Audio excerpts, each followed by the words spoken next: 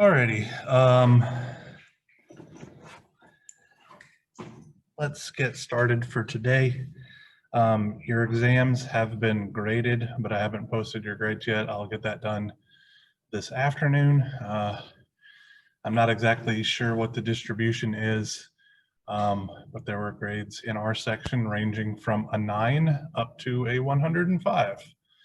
So you couldn't get more wide of a spread than that, really.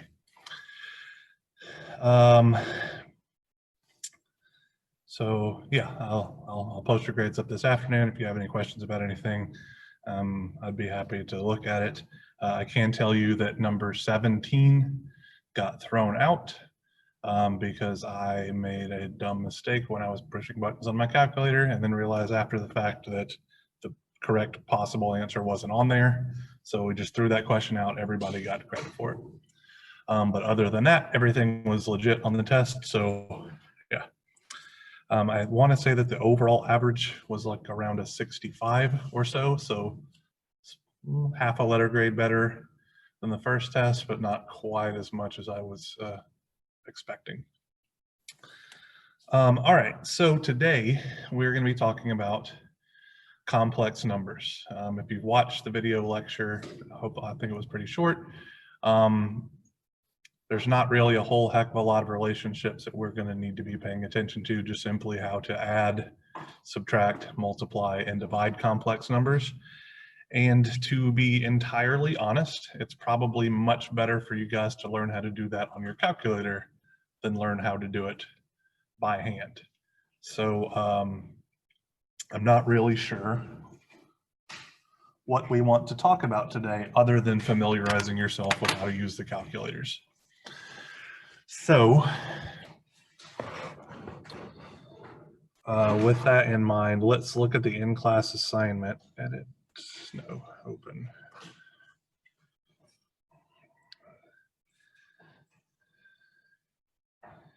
ENGR 221.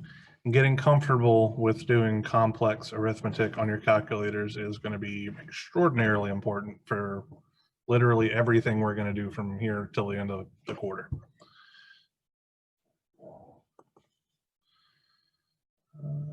Class assignments, number 18.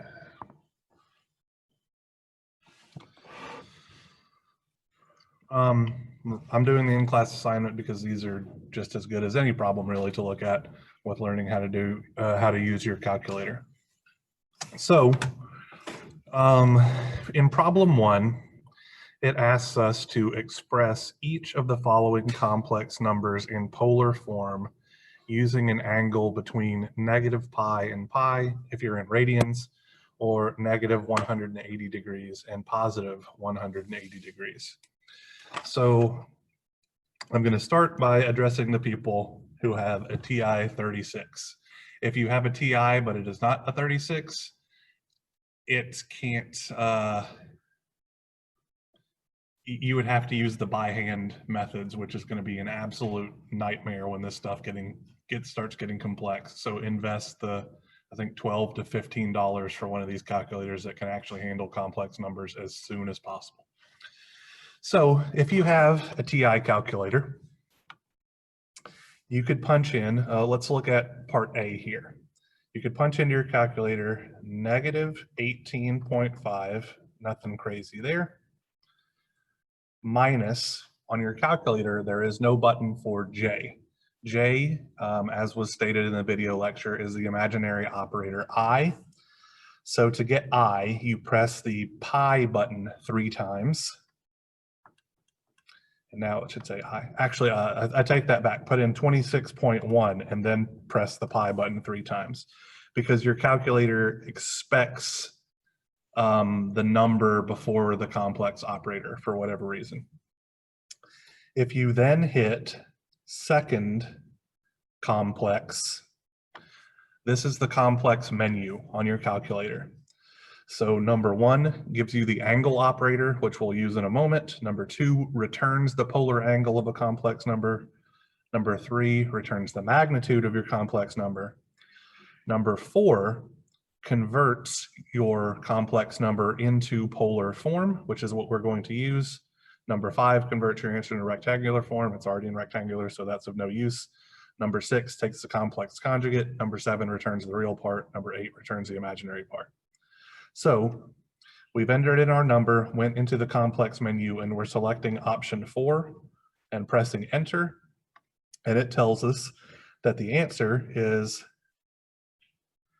31.99156, etc., with an angle of negative 2.1874 radians, because I happen to have my calculator set for radians. If instead I set it for degrees, doing that same operation, I get 31.99156, etc., angle negative 125.329 degrees, which is exactly what the answer is here. So I know this is going to sound crazy, but learning how to do it on your calculator is far more important than learning how to do it by hand in this class. Hopefully this is largely a review. So you cats with the TI calculators can probably go ahead and do parts B and C by yourselves, since I've told you what buttons to press. Now let's talk to the folks who use a Casio. So for the Casio people, it requires a little bit more of a setup. You would hit Shift, Mode, and then scroll down to the second page. And option 1 says A, B/C, etc. You want to hit number 3. So you have to turn your calculator on to complex mode to be able to use complex operators with a Casio. Then when you press 3, it gives you an option how you want your results displayed. Do you want them in a rectangular form? If so, press option 1. If you want them in polar form, press option 2. Let's press option 2. So now we could simply type in negative 18.5 minus 26.1, and the complex operator I on a Casio is gotten by pressing the engineering button, the one that says ENG. If you press that while you're in complex mode, which for some reason I'm not in complex mode. Yeah, you should be able to just press the ENG button. Okay, sorry, I made a mistake there. I apologize. If you press regular mode without shift and press 2, that puts your calculator in complex mode. The other thing tells you how you want to set your answer. So sorry about that. So pressing just regular mode and then pressing 2 puts you in complex mode, and at the very top of your calculator screen, it should say CMPLX. Now, then you can put in negative 18.5 minus 26.1, press the ENGR button, and it'll give you a boldface I. That is your complex operator, or your imaginary operator, and just hit the equal sign, and it's going to give you the answer in either radians if your calculator is in radians modes, or degrees if it's in degree mode. 31.992, angle negative 125.329. So, is there anybody who hasn't been able to follow along? If so, raise your hand and I'll come literally show you what's up. Do you have a 991? I'm going to be slightly lost.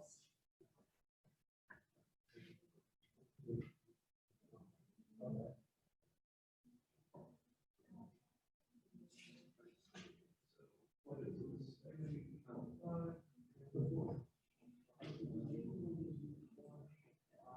Oh, there's the ending number in the first one.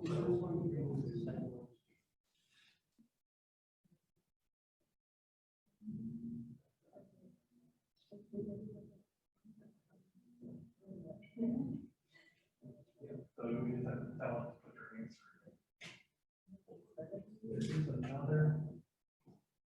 This is where I'm not sure where it is for. There should be a menu.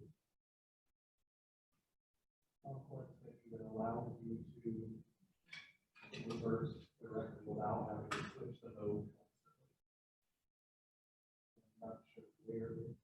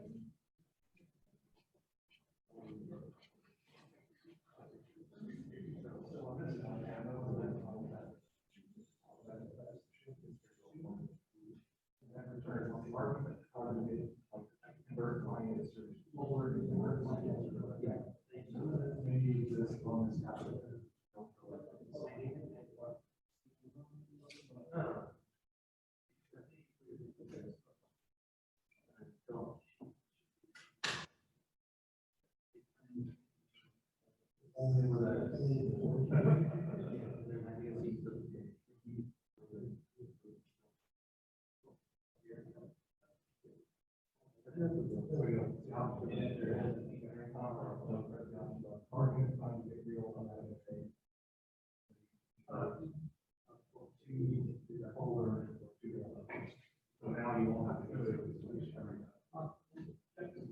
All right, anybody else need help with their calculators? Yes, ma'am.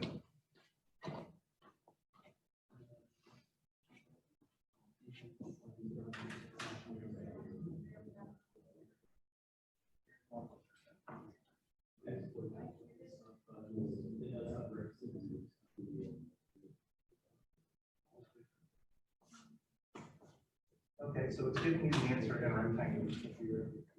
So there's two ways to go around this. One is to set your calculator to just constantly give you the answer in polar. The other option is you can shift to. We press option 3 here. That thing says convert whatever the answer was to polar.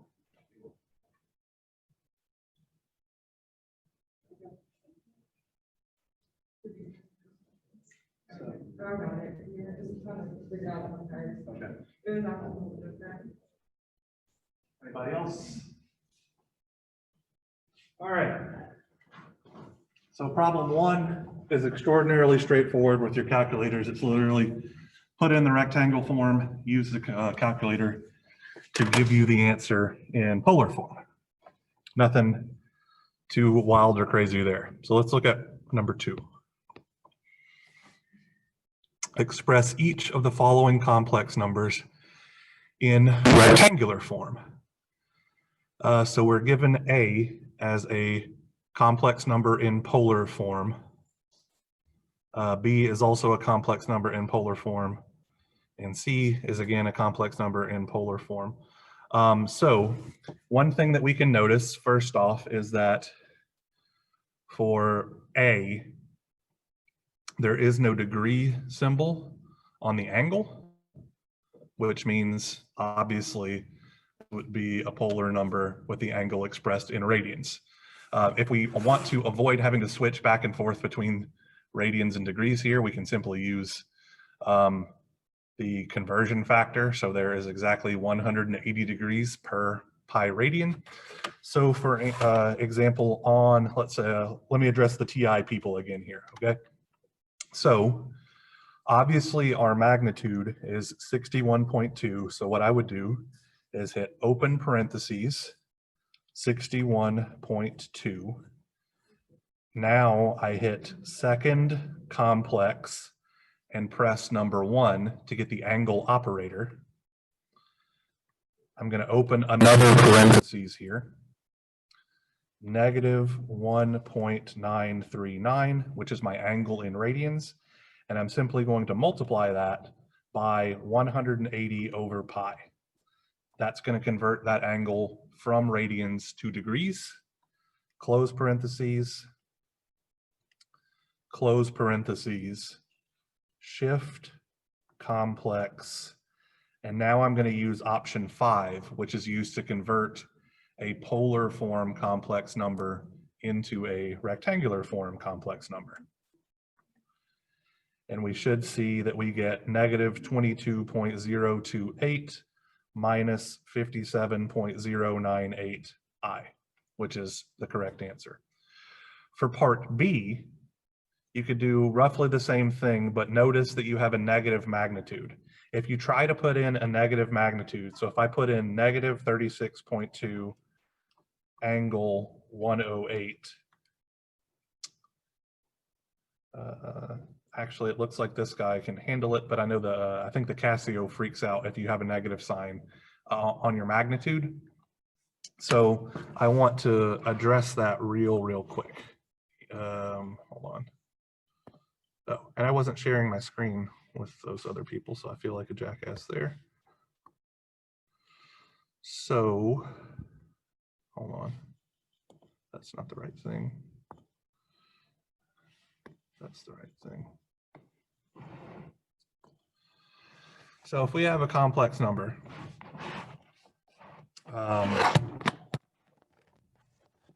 so we have, let me look at the in-class example and just use that. Negative 36.2 angle 108 degrees. So we have a complex number B is negative 36.2 angle 108 degrees. This is the same thing as negative 36. Why isn't that erasing? What is wrong with my pen thing?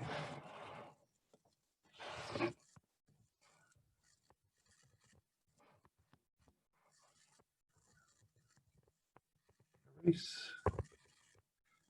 Drawing on stuff and erase. This is bananas. I don't know what's going on here.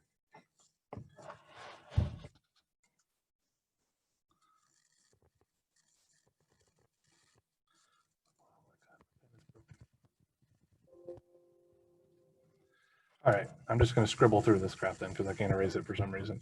That would be the same as negative 36.2 angle 108 degrees, which is 1 angle 180 degrees, and I'll explain that in just a second, multiplied by 36.2 angle 108 degrees. And this could be positive or negative 180 degrees. The reason why I'm saying the number negative 1 is 1 angle 180 is if we look on a complex plane where our real axis is our horizontal axis and our imaginary axis is our vertical axis, if we move out 1 unit in the positive x direction, in rectangular form, this is 1 plus j0, and in polar form, this would be 1 angle 0 degrees.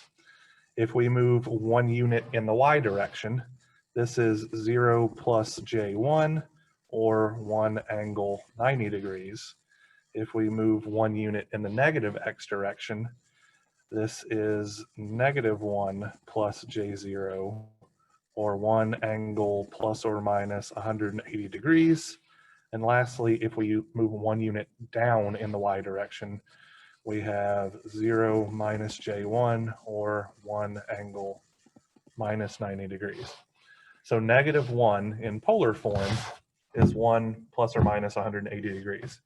So when we multiply these together, this is the same thing as 36.2 angle negative 72 degrees. All that to say, complex numbers, traditionally speaking, don't have negative magnitudes. So if you find one with a negative magnitude, you can simply put the positive magnitude in parentheses, or the positive thing in parentheses, and multiply that by -1, and you'll get the exact correct answer. So I would get in the habit, whenever you see a negative magnitude, of just including those parentheses in there to save yourself some trouble, because your calculator is going to give you a math error a lot of the time. All right, so let's circle back to this in-class assignment. So for the TI folks, part B is very straightforward. Negative open parentheses 36.2 with an angle of 108. Convert that to rectangular form by hitting second, complex, and then 5. Gives us 11.186 minus 34.428 I, and part C is just as easy. Now for the Casio folks. So for the Casio folks, we will do part A first. So open parentheses, 61.2. If you hit shift negative sign, that's where your angle operator is at. So shift negative gives you the angle operator. Then we could put in open parentheses, negative 1.939 multiplied by 180 divided by pi. I gotta remember where pi is on this calculator. There we go. Shift times 10 to the power button. Close parentheses, shift 2 opens up the menu that allows us to define if we want the answer. Well, shift 2 for the people with an FX 115. What's the button? The option button. So press the option button if you have a Casio 991 and select the option that looks like a triangle, and then it says A plus BI. That is putting it in rectangular form. And we get negative 22.028 minus 57.098 I. To do part B, negative open parentheses 36.2 shift negative sign gives us the angle operator 108. I'm assuming you guys have your calculator in degrees, because most of you do. And then shift 2, and then again press the button that converts it to rectangular form. Gives us 11.186 minus 34.428 I. So anybody having difficulty with their calculator converting from polar to rectangular?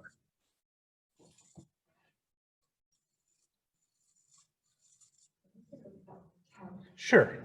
I'll come over there and I'll just show you.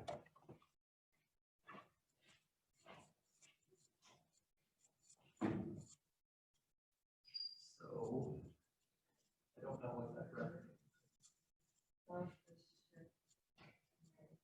Okay, so you're not in one function. All right, what now?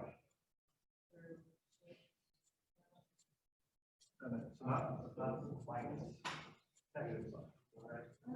So 36.2 shift negative sign gives you the angle operator, and then we have, what was it, 108 degrees in the window?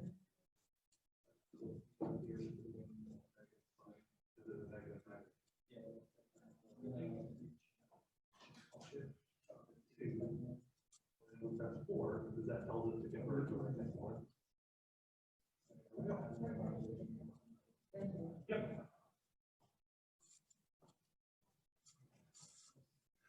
So, anybody else having any complications with converting from from polar to rectangular using a calculator? Don't feel embarrassed if you have issues, as you guys are learning how to use your calculator. No big deal, not to help.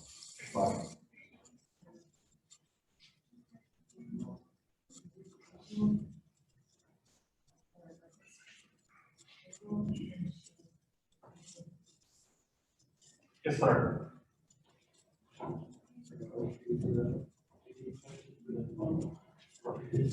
All right. Okay. So let's see. B is negative 36.2. Shift negative something gives the angle greater than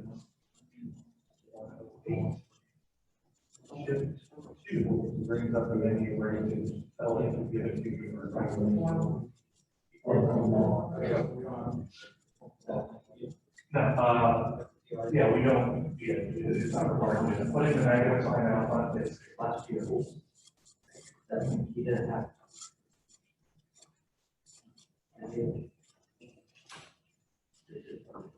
Everybody okay to move along to problem 3?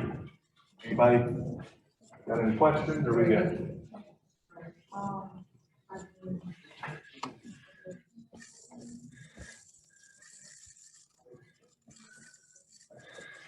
So for problem 3, or I'll let you guys keep on, people seem to be discussing stuff, so I'll wait to start yammering about this one.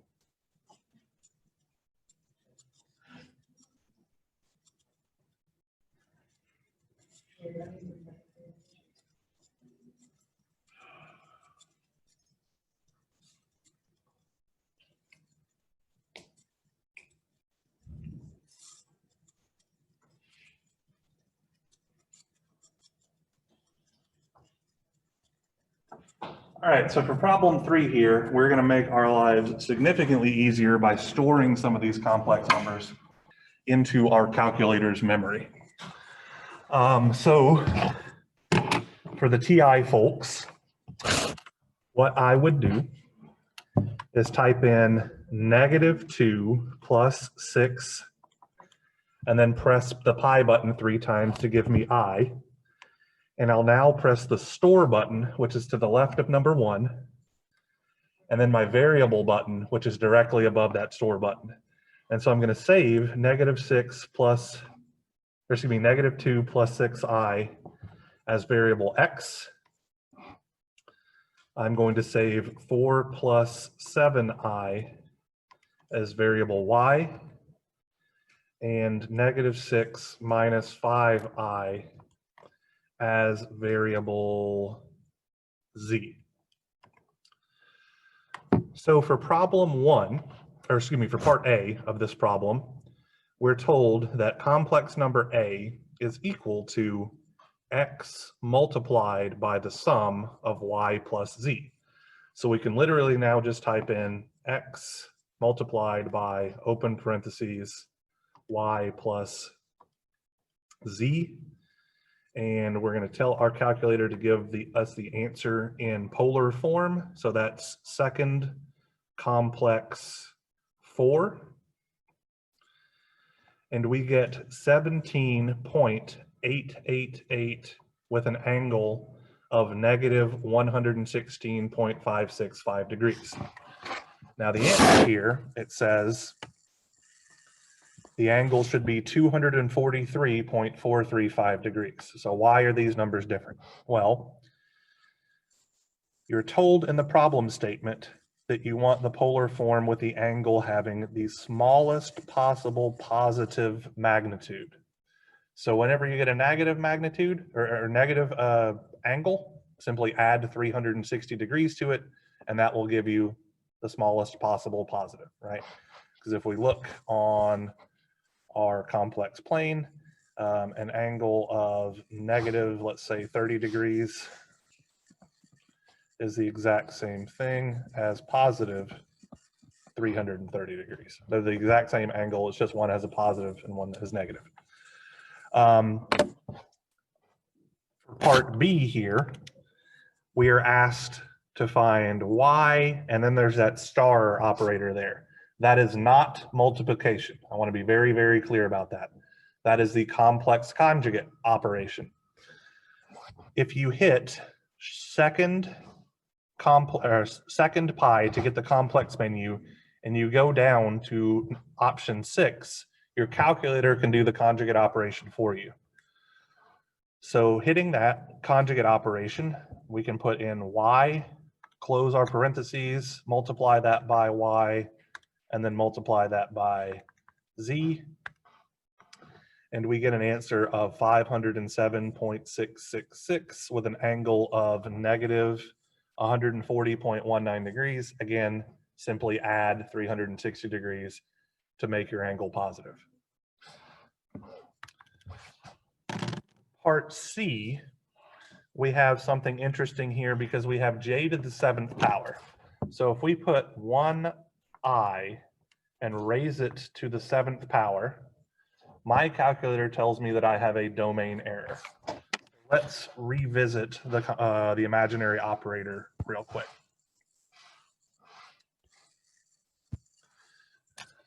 So I'm going to make a table here.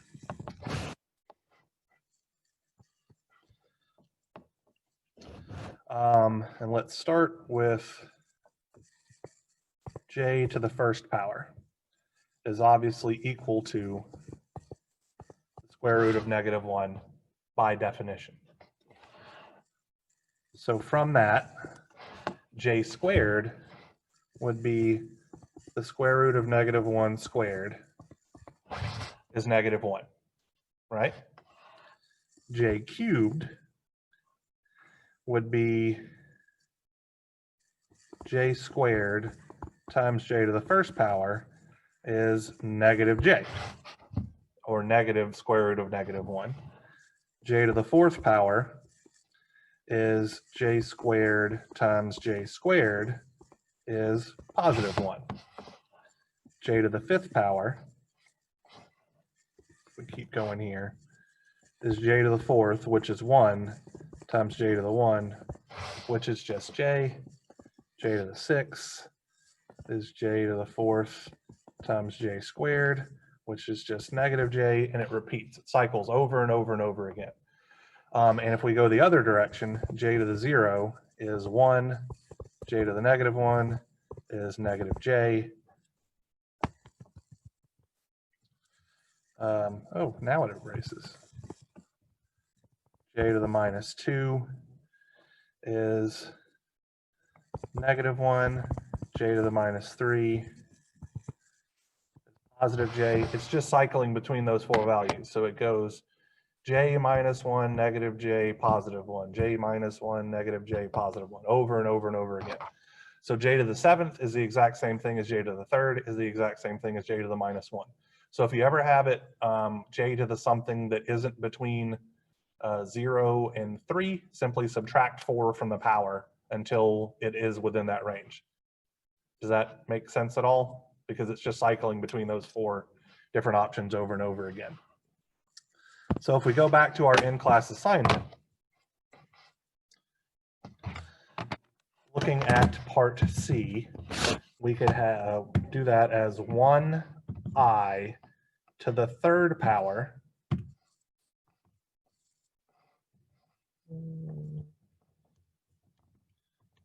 because j to the 7 is the exact same thing as j to the 3, as I had explained, multiplied by 2nd complex 6, which brings us the conjugate operation, x. And then to that we hit plus z, and we get 12.369 angle -165. Again, we'll have to convert the negative angle into a positive angle. So your calculator is perfectly capable of doing your complex conjugate operations, raising your J operator to various powers and all that kind of good stuff. Even these fairly inexpensive calculators can do all of the complex math that we're going to do in this class with ease. You can also play around and find out that it can handle doing, so like you don't have to put in all of your complex numbers as polar form. You can mix polar and rectangular, and your calculator can handle all of that as well. All right, Casio folks, storing stuff in your calculator. Again, we'll make this problem significantly easier. So I'm going to type in -2 plus 6i. I press the shift recall, allows me to store it. And then I'm going to press, if you notice, the row that starts with a negative sign in red letters to the right, upper right hand side of each button is the letters A, B, C, D, E, and F. Those are your variables. So I'm going to store X as letter A. So after I hit that shift recall button, which allows me to store, if I press the negative sign key, that's storing that complex number to variable A. 4 plus 7 engineering button to give me I. Shift recall to store. And now I'm going to press the one that looks like a degree symbol and then a single quotation mark and then double quotation mark. So I'm storing that as variable B. So 4 plus 7I is stored as B. And lastly, -6 minus 5I, I will store as C. So now that I have those three simple complex numbers stored, I can use my calculator to take care of the math. So to do part A, where I have X multiplied by the sum of Y and Z, I would do alpha A multiplied by open parentheses alpha B plus alpha C, close parentheses, shift 2, and then convert it to polar form. And I get 8 square root of 5 angle negative 116.565. If I hit that S double arrow D button, it converts it from the square root form to the decimal form. And so I get 17.888 angle negative 116. And again, you would convert that angle to positive by adding 360 degrees. So doing the basic complex arithmetic, pretty straightforward. Now let's look at how we can do the complex conjugate. Shift 2, that menu, number 1 gives us the argument, which is just returning the angle. Number 2 gives us the complex conjugate. So shift 2, then 2 for the conjugate. We need the conjugate of Y, so that's alpha B multiplied by alpha B multiplied by alpha C, and then we convert it to polar form, and we get 65 square root of 61 angle negative 140, which is the same as 507.666 angle negative 140.1944, blah, blah, blah. Convert our angle to a positive value by adding 360, and we get this exact answer. And then simply raising J to a power for part C. So that would be 1 engineering button, close parentheses, raised to the 3rd power, multiplied by the complex conjugate of X. So that's shift 2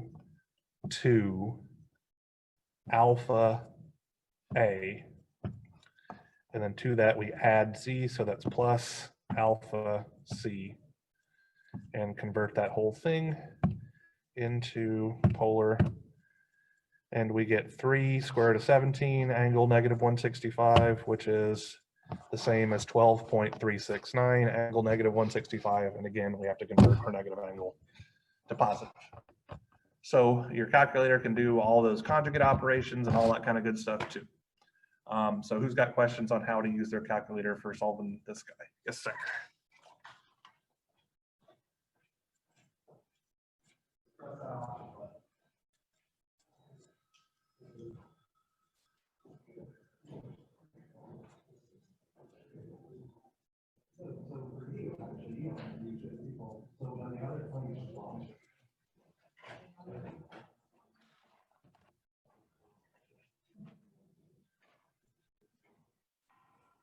On these guys, the shift recall is the store. But for you, store is the default option. So literally this is store.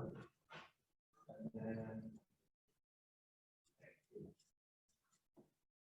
the A, B, C, so the F is first. And then we all have to say we find the number in store. That's the one. So yours is much more similar to the tax. Yes, sir.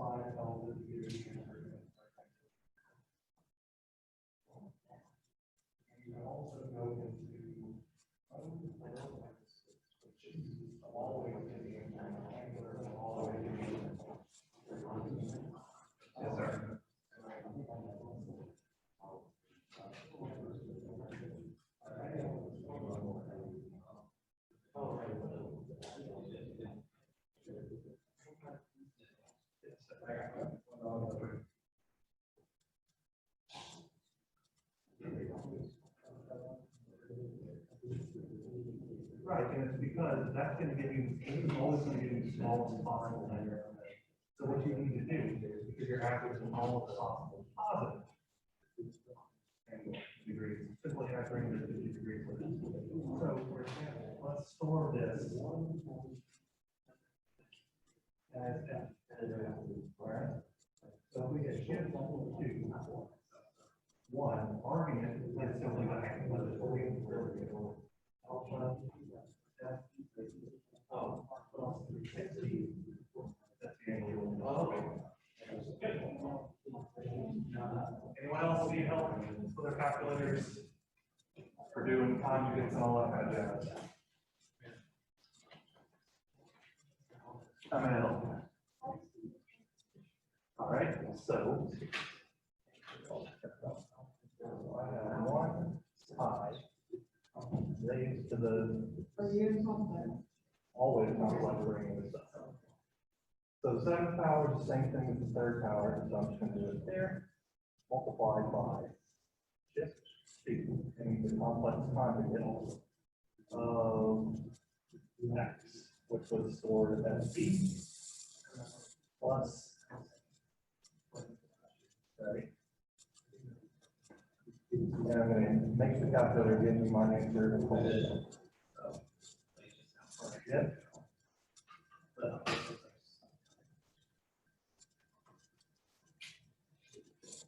Oh, so it's x and a, that's why it's wrong.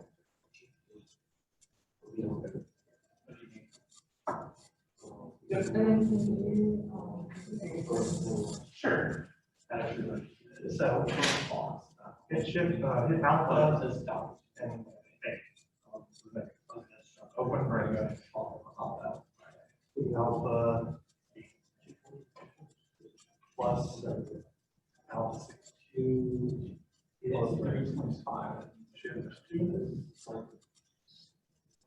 And then it's 3 because that's going to convert to that's it. That's 0. So that means you probably didn't store your variable, so let's check that. So,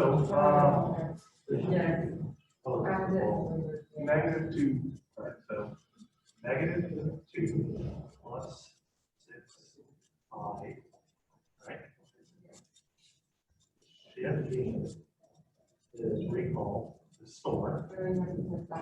Yeah, and that's how you store. Yep.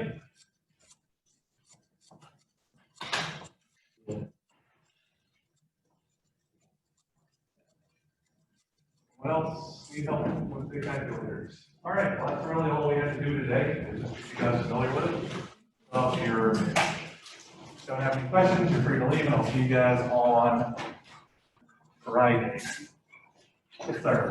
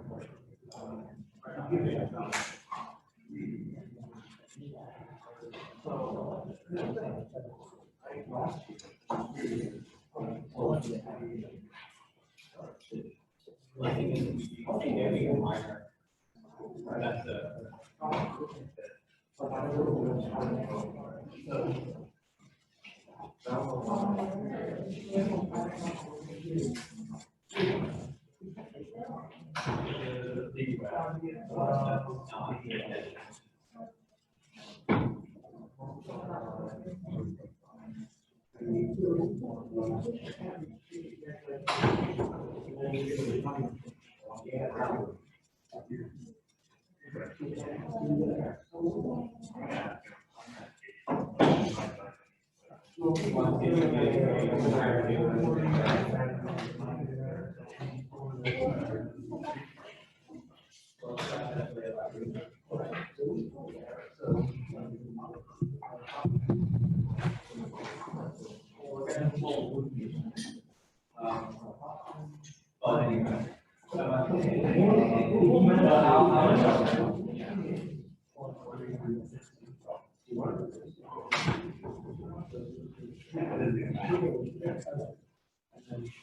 I would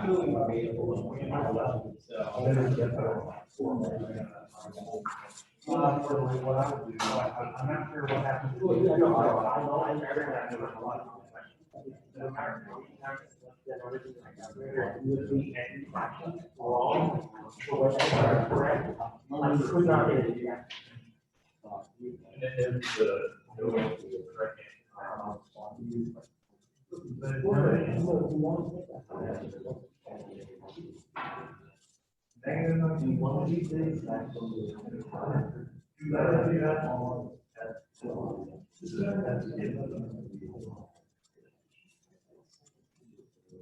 So you're not doing the conjugate, that's just B multiplied by B C, right?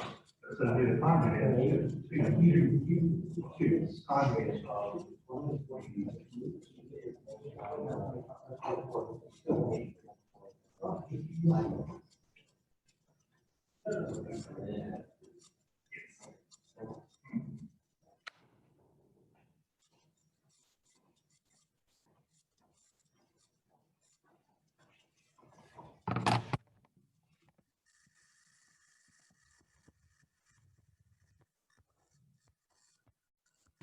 Alrighty. So I have your exams graded, but I haven't yet posted them. The overall average, I believe, was around a 65, which is better than the last test, but still not quite as high as I had hoped. The scores in this class ranged from a 9 to a 105. So pretty much the widest possible spread we could have is what we got. So after we finish up here today, I'll get those posted, and then you'll have a couple of days to make an informed decision about whether you feel you should drop or not. If you want to shoot me an email or anything to ask questions, I'm happy to answer them and all that kind of jazz. But I'm just crazy booked up with advising right now, so I don't know that I have a lot of spots available for in-person meetings. All right, so today we are covering complex numbers, and specifically complex arithmetic. So addition, subtraction, multiplication, and division. And I would argue, and Dr. Harbour agrees with me on this, that it's probably better for you guys to get comfortable doing these mathematical operations on your calculator more so than doing them by hand. So that's what we're going to focus on today, really, is learning how to use our calculators to do this.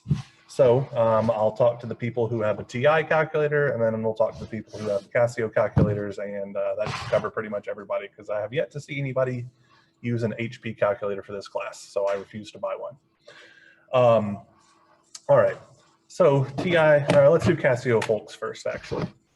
So problem 1 here on the in-class assignment asks us to express each of the following complex numbers in polar form using an angle between -pi and pi, if we express our angle in radians, or -180 degrees and +180 degrees if our calculator is set for degree mode.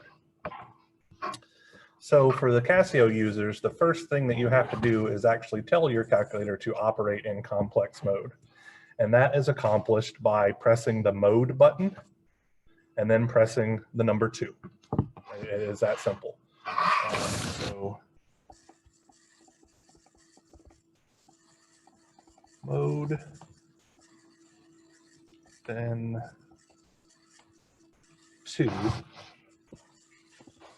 sets up complex mode. To do the operations here, what we're going to do, we're going to type in -18.5 minus 26.1, and then you'll press the engineering button, the one that says ENG, that is your imaginary operator I, where I is the square root of -1, which is also what J is because we're electrical engineers and we got to be different. So after typing that in, hit Shift 2. For those of you using the 115, and press the Option button if you have a 991. And that brings up a menu that has 4 options if you have the 115. Number 1 is argument, and so what that does is returns the angle of the complex number. Number 2 is the conjugate. We'll be using that button in a little bit. Number 3 converts your complex number to polar form, which is what we're trying to do, so that's the option we'll choose. And number 4 converts your answer to rectangular form. Well, ours is already in rectangular, so that's not doing us any good. So hit Shift 2 and then number 3, and it will convert your answer to polar form, and press the equal sign. And I get 31.991 with an angle of -125.329 degrees. So to be clear, for part A here, that was simply -18.5 minus 26.1 ENG Shift plus 2 and then 3 and then equals to give us our result. And so you guys with calculator or with Casio calculators should be able to follow those steps and handle parts B and C pretty easily. Which type of calculator do you have? So for you, so this is specific, these directions are specifically for the people with a Casio 115. For you, it's the same until here, where instead you would press options, the button that says OPT or something like that in the top left corner. That brings you up a menu. If you press the down button, it should have 2 different things. One is for converting to rectangular and the other is converting to polar. So down, and then is a polar option 1 or option 2 on that last menu? Hit option, hit down, and then tell me if polar is 1 or 2. Polar, the one with theta or TI? The one with theta. That's option. Okay. All right, for the TI folks, this is the one I'm a little bit more familiar with. TI calculators do not need to be initialized in complex mode or anything like that. They just work. So you will press -18.5 minus 26.1, and then you'll press the pi button 3 times to give you the imaginary operator. Second pi button to bring up the complex menu. And in this menu, this is how TI operators access the angle operator, which will be used when we have polar form numbers. Number 2 returns the polar angle of a complex number, so it's the exact same thing as the argument function on the Casio. Number 3 gives you the magnitude of the complex number. Number 4 is what converts your answer to polar form. Number 5 converts your answer to rectangular form. Number 6 is the complex conjugate operation. Number 7 returns the real part of your answer. Number 8 returns the imaginary part. So we want option 4 there. And press enter, and we get the correct answer. So that's -18.5 minus 26.1 pi second pi 4 enter. So take another couple of minutes and use your calculators to be able to do part B and part C. And if anybody has any questions and wants my help to come literally show them what to do, I'm happy to do it.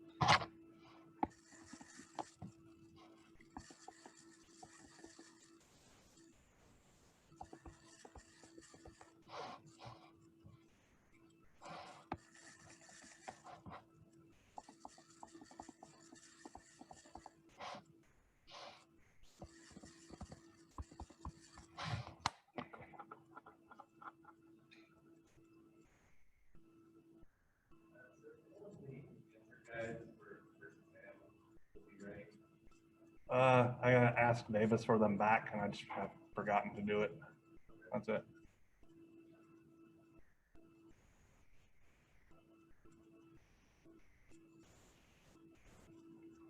All right, so everybody finish up problem 1, hopefully fairly straightforward. All right, so problem 2. We're effectively doing the opposite operation. We have a complex number that is given to us in polar form, and we need to get our answer in a rectangular form. So again, for the Casio folks, let's look at, actually before we do this, let's circle back around to something else. If you notice part B here, we have a complex number that has a negative magnitude. So B, complex number B, is negative 32.6 with an angle of 108 degrees, if I am not mistaken. That is the same thing as negative 32.6 angle 108 degrees.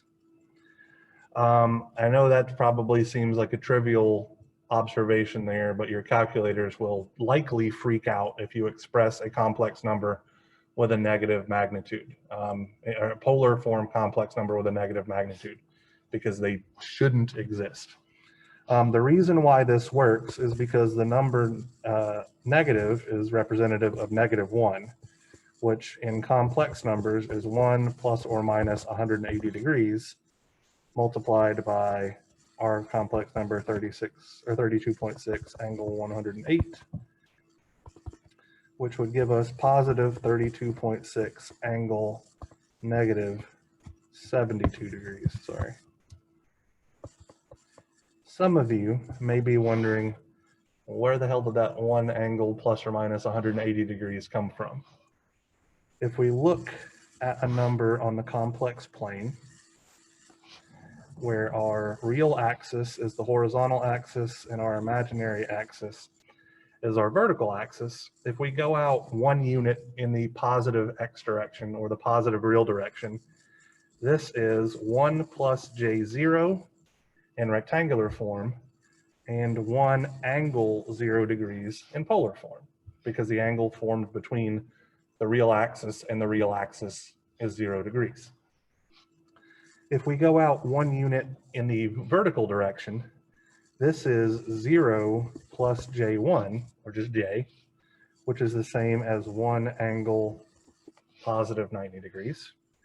If we go 1 in the negative real direction, that's negative 1 plus j0, which is the same as 1 angle positive or negative 180 degrees, right? Because there's a 180 degree angle formed when we go from our positive real axis. And then finally down here, we would have 0 minus J1, which is 1 angle minus 90 degrees. So -1 is 1 angle 180. And we'll use that a couple of times throughout class, so I just wanted to be very clear about where that comes from. All right, so with that in mind, let's circle back. Pardon? Yes, because there is no, if you move in the negative horizontal direction, there is no movement in the vertical direction, which is where the J's are coming from. And the alligator thing, that means that it has that angle? Or is that That is the angle operator, yes. So it is 1 angle 0 or 1 angle 90 or 1 angle plus or minus 180, depending on where we're at along our unit circle there. All right, so let's circle back around to our in-class assignment. Part A of this problem, we have 61.2 with an angle of -1.939 radians. And I can say that confidently, A, because I wrote the problem, but B, because there is no degree sign on the angle. So you need to pay attention to that, okay? No degree sign on the angle means it is in radians implicitly. In order to not have to constantly switch our calculator from degrees to radians and vice versa, we can simply convert the angle for us. And so what I mean by that is if we entered into our calculator, open parentheses, 61.2, and then we're going to press Shift, and then the key that gives you a negative sign, not the minus key, the negative sign key, to be clear here. That is what gives you the angle operator on a Casio calculator. Then we would type in open parentheses 1.939, and then we're going to multiply this by a factor of 180 over pi. That is our conversion factor for converting from radians to degrees, because there's exactly 180 degrees per 1 pi radian. Close parentheses. And now we're going to hit Shift and then 2. And then I believe it's the 4 key, yeah. And 4. And what option 4 does in that complex menu is converts your answer or whatever into rectangular form, that A plus BI form. That is our rectangular form. So if you follow those steps, if you have the Casio 115, you should get an answer of -22.028, etc. For the people with the Casio 991, instead, after you do all this bit right there, you will hit options down and 2. And that's converting from, or converting to rectangular form.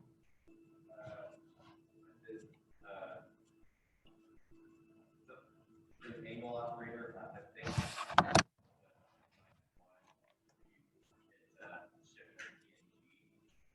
Okay. So, yeah, I think here's my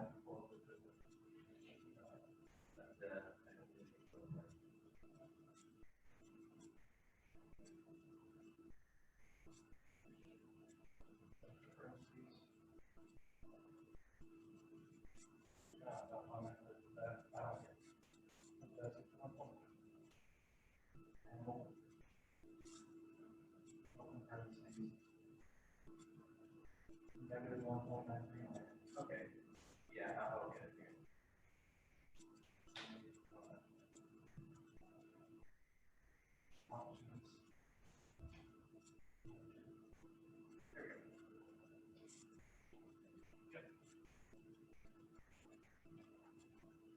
So that's partially my fault here.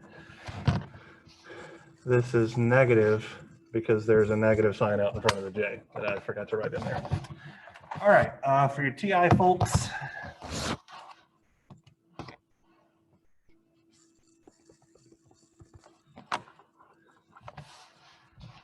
Basically, we're going to be doing pretty much the same thing. In fact, all right, so for the TI folks, we're going to open our open parentheses, 61.2, and then we're going to hit second pi, which opens up the complex menu, and then option number 1 gives us our angle operator.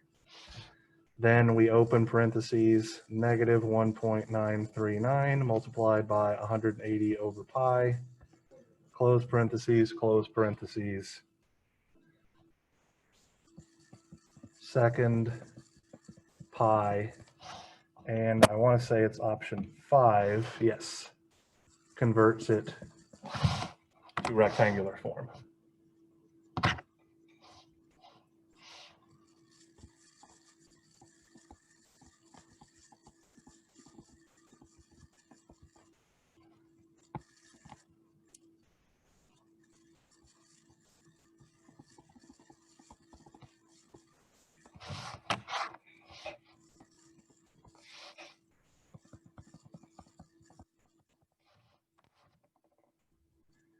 If you try to do part B, make sure, like if you're, I think on the Casio, if I do negative 36.2 shift negative 108, it gives me a math error. So on the Casios, whenever you put in a negative magnitude, it gives you a math error. So literally just do negative and then open parentheses, type in your complex number, close parentheses, and it fixes that math error. So if anybody's got any questions about how to knock out problem 2 here using your calculator, I'm happy to help you.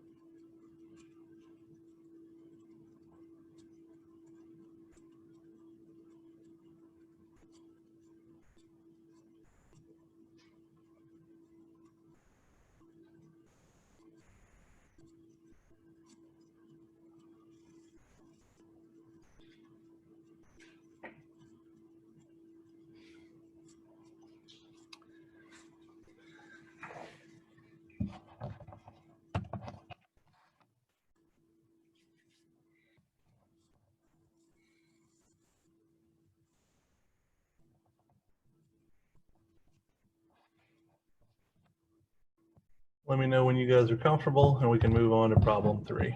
Again, anybody has any questions, I'm happy to help you figure things out. Yes, ma'am.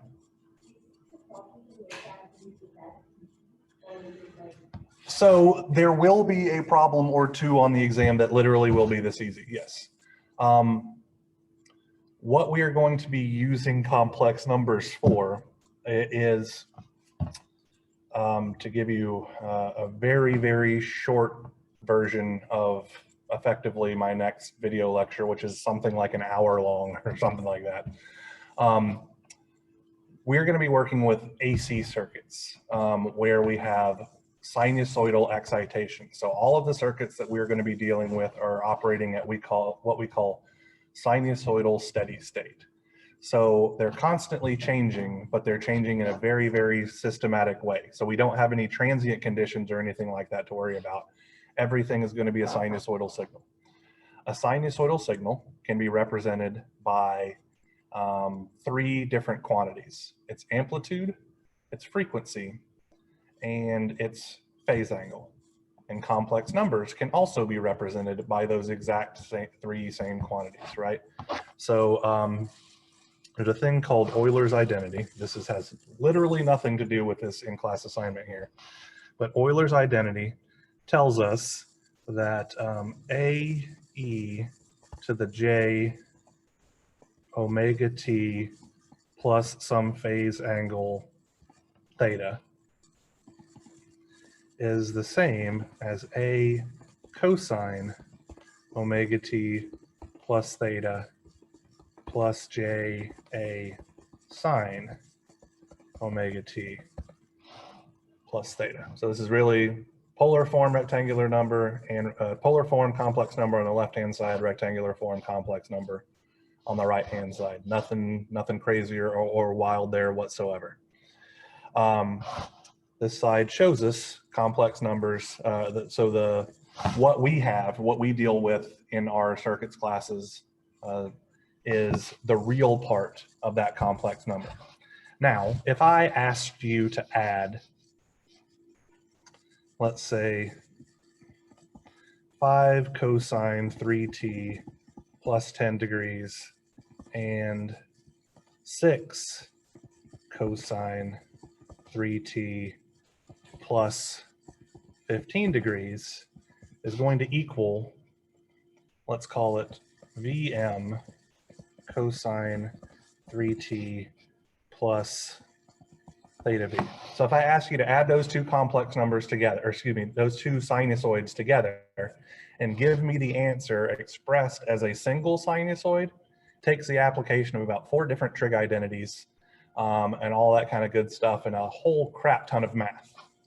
But if you say 5 angle 10 degrees plus 6 angle 15 degrees is going to equal to Vm angle theta v, the answer is much, much easier to get. So that's why we're using complex numbers. We'll find that if we do things using trig identities, because we're dealing with sinusoidal signals, even solving a very, very simple circuit with literally 2 elements and a source will take us 25 minutes, where it will take us 15 seconds if we use complex numbers. Not to mention the fact that we have to deal with calculus-based relationships as well in there. And by using complex numbers, all of our calculus-based relationships become algebra-based relationships, so it makes it much, much easier. So to answer your question, yes, very simple things like this will show up on your exam, but we're also using these complex numbers to do literally all of the DC circuit analysis we've done before, but we'll be using the concept of a phasor, which is this complex number representation of a signal, to get away from doing calculus and just be able to use our simple algebraic DC relationships for AC circuits. But that's all explained in way more detail in the video lecture. So that is the elevator pitch version of what we're doing for the next 3 weeks. All right, so let's look down at problem 3. Problem 3, our life is going to be made much, much easier by simply storing variables into our calculator. So for the Casio 115 crowd, the first thing that I would do is I would type in -2 plus j, and then I press the ENG button to give me my operator, my imaginary operator. And then I'm going to hit Shift, then the recall button,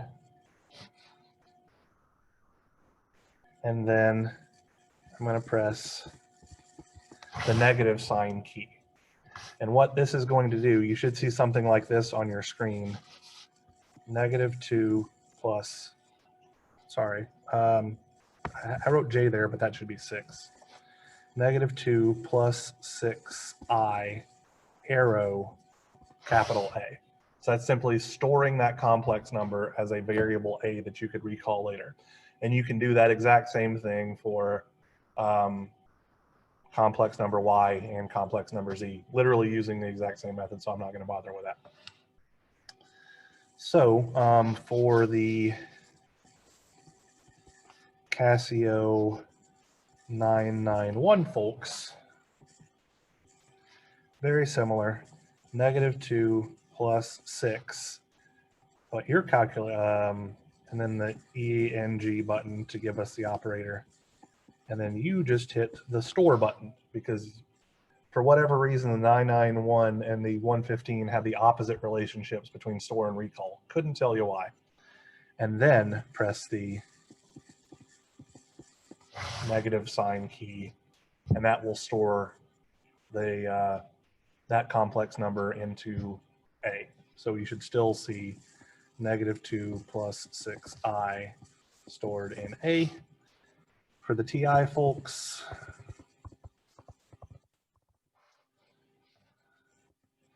storing variables, in my opinion, is a little bit easier. You would do -2 plus 6 pi pi pi, then press the button that says STO arrow and the key, oh shoot, what happened there? That says X, Y, Z, T, A, B, C, D.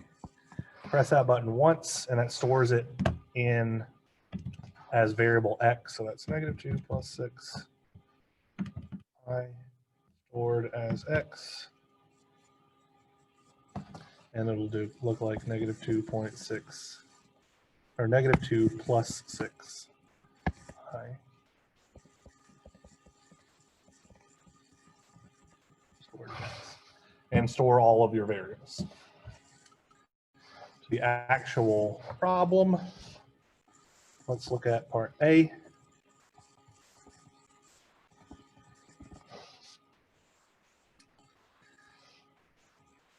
Once you have all your variables stored, and I'm assuming here that for the Casio folks, X is stored as A, Y is stored as B,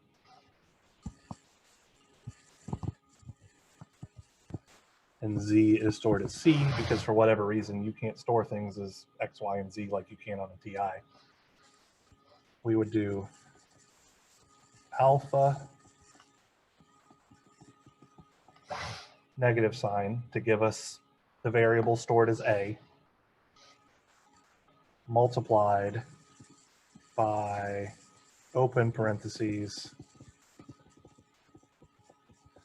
alpha degree. That's giving us B plus alpha.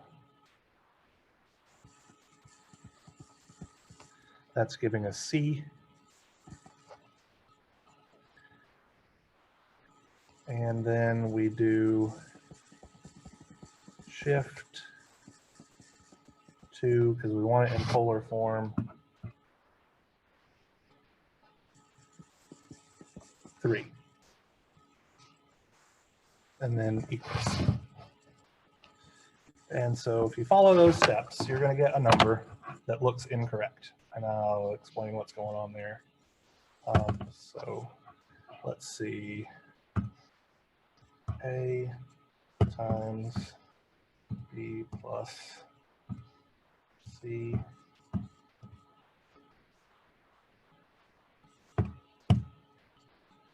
So when I do that, I get 8 square root of 5 with an angle of -116.565 degrees. If you press the button that has S and then a double-headed arrow and then D, that's going to convert it from that square root form or whatever to decimals, which gives you 17.888 with an angle of -116.565 degrees. That angle is the exact same thing as the angle 243.435 degrees, but your calculator is never going to give you the 243.435. So in the problem statement here, I asked that the angle have the smallest possible positive value. So how do we convert from the negative angle that we get, -116.565, to the smallest possible positive angle? Yeah, add 360, because they're the exact same point on the circle. It's just looking at it from the other direction. So that's it. So we're going to find that all three of these complex numbers wind up having a negative angle. So we'll simply add 360 to the angle to get the one we're looking for. Your homework questions and stuff like that are going to ask things like that. So pay attention to the problem statement. If you're sure you're doing it right, which chances are you are, and you're getting something that it's saying it's wrong, reread the problem statement and make sure it's not saying, oh, I'm looking for an angle between 0 and 360, meaning it wants a positive angle, or between 0 and negative 360, which means it needs the negative angle, or if it wants it between positive 180 and negative 180, it wants the smallest possible angle form. It's just little things like that to trip you up and make you hate web work even more than you already do.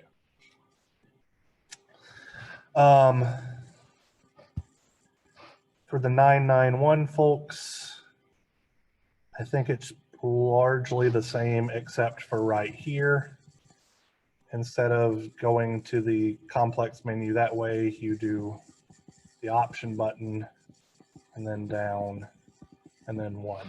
Right? So however you would convert to the polar form. But recalling your variables and all that kind of stuff should be pretty much the same. For the TI folks,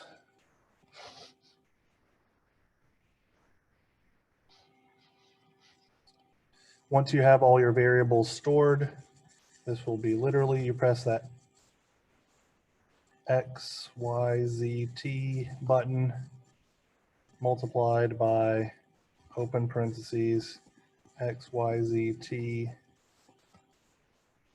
And I'm going to put squared there, meaning you hit the button twice because I don't want to write out that button over and over and over again, because that's how you cycle through all of the 8 different variables you can store on the TI calculator, and that's just going to be annoying as shit. So I'm not going to do it. Plus X, Y, Z, T button 3 times. And then second pi 4, enter.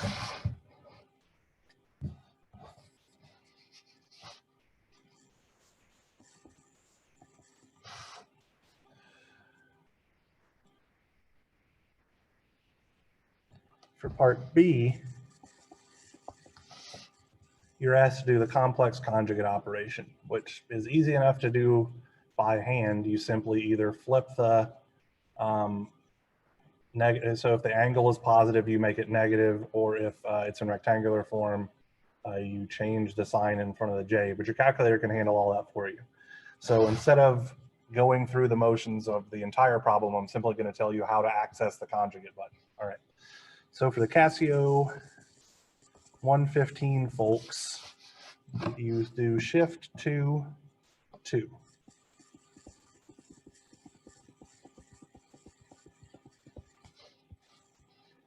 For the Casio 991 folks, it's the option button, and then tell me which one that says conjugate. Carrick, is it 2 or 4? Thought so. For the TI folks,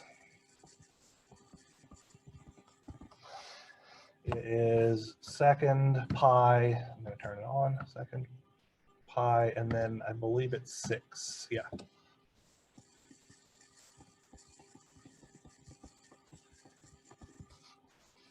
And these are all conjugate. So I want to be clear here when we look at our problem statement, I guess, for part B here. This asterisk guy is not multiplication. I want to be very, very clear about that. That means do the conjugate operation. So to carry this guy out, we would type in whatever we need to pull up the conjugate operation up, and it should display something like CONJ and then open parentheses. And then we'd simply put in our variable that represents complex number y, close parentheses, and then multiply by y, and then multiply by z again. And we should convert that answer into polar form like we've been doing in problem 1 and this previous step, and then press the equal sign, and you should get 507.666 with an angle of negative 140 degrees or something like that, or 130 degrees. And it's, again, you convert the negative angle to positive by adding 360. So nothing wild or crazy there. So take a minute to do that and let me know if you're struggling with getting at least the 507 points. Let's see. 2.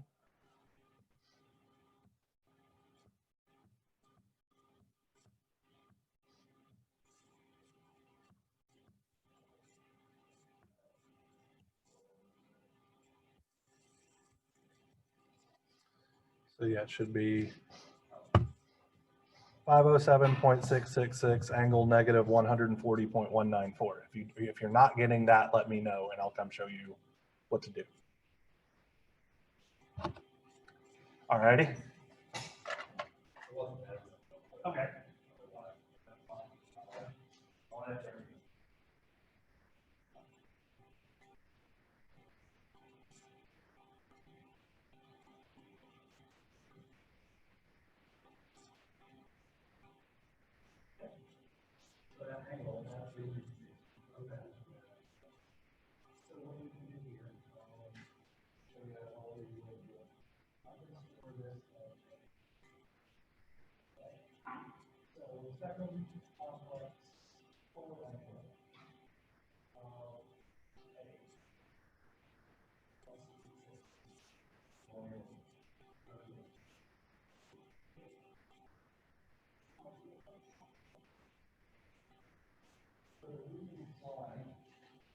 Because you're taking the complex quantities of all of them, not just complex quantities. So you put your one of those total parentheses to be right after that.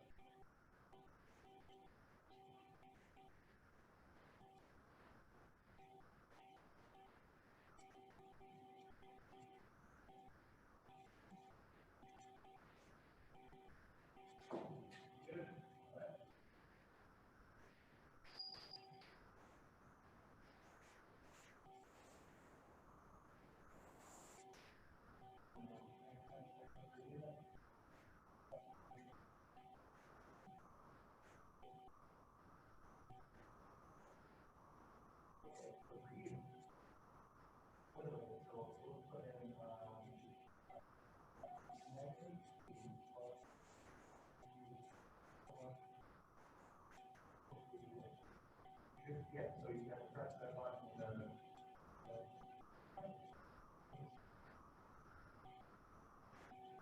I wasn't actually negative one, negative sign, parentheses, negative. So literally all of these, if you look at this row right here, you take the jump of the letter and that's what you're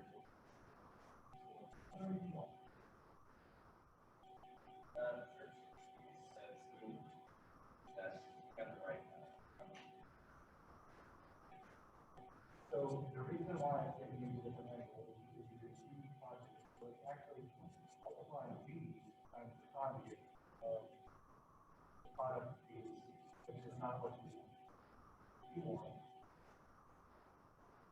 conjugate of b multiplied by b.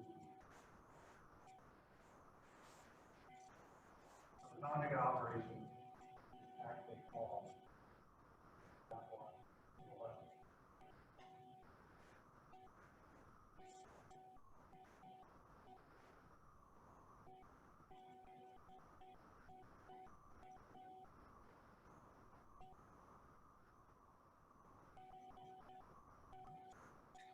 All right, so the last part of this particular problem. Look up here. It says that we're multiplying j to the 7th power times the conjugate of x and then adding to that z. So do me a favor, go on a calculator and try to see if your calculator can handle j to the 7th power. I don't think it can. So if you do I to the 7th on the Casio, it gives you a math error.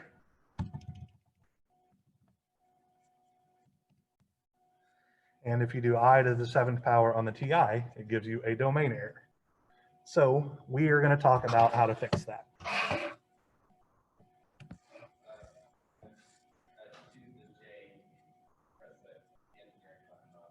Right. Yes. Raise it to the 7th power. Oh, it gave me negative.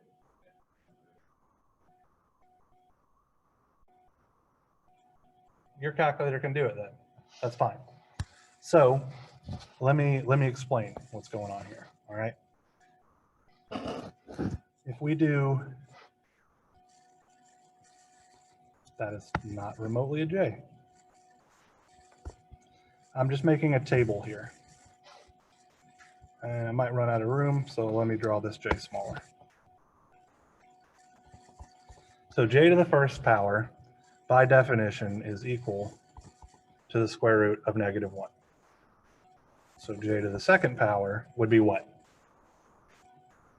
Square root of -1 multiplied by the square root of -1, which is just -1. Well, J to the 3rd power is J to the 1 times J to the 2 is -J. J to the 4th power is J squared times J squared is +1. J to the 5th power is simply J to the 4 times J to the 1 is J, and it just cycles like that over and over and over again. And if we go the other direction, J to the 0 is 1, J to the -1 is -J, J to the -2 is -1, and J to the -3 is -J. So the Casio 991 can apparently take care of this if we kept going here. It is, yeah. But by definition, it's, yeah, right. So J to the 6 would be J to the 4th times J squared, which is going to be 1 times -1. And then J to the 7th is J to the 4th times J cubed is -J, right? So anytime you have J to the something that isn't between 0 and 3, subtract or add 4 until it gets into that range, because it's just cycling between J, -1, -J, and 1 over and over and over again. So J to the 7th power is the same thing as J to the 3rd power is -J. Your calculator can handle it. Literally none of the others can. Yes, sir. What?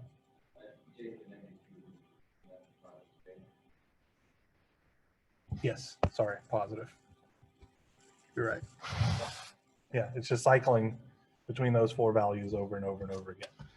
So now that you know how to make your calculator interpret J to the 3rd power or J to the 7th power, part C should be trivial because you've already done all the other operations up to this point. So take a minute to do it, and then I don't really have anything else to talk about today. We only have 4 minutes left anyway. So I would encourage you guys to actually work on homework set number 18 just to get more practice with using your calculator on all this stuff correctly. Because if you're not up to snuff with doing the complex math on your calculator, probably by the beginning of next week, you're going to be horrifyingly lost really, really fast. So just a heads up.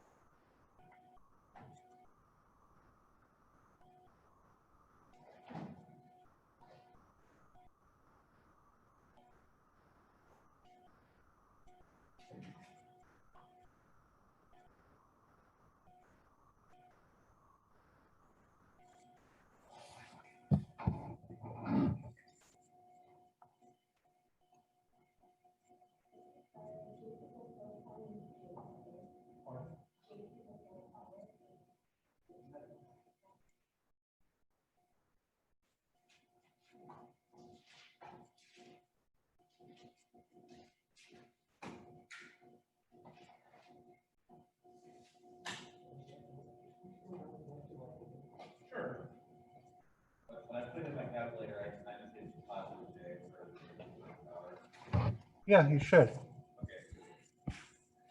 So your calculator is never going to return square root of -1. It's always going to put things in terms of j.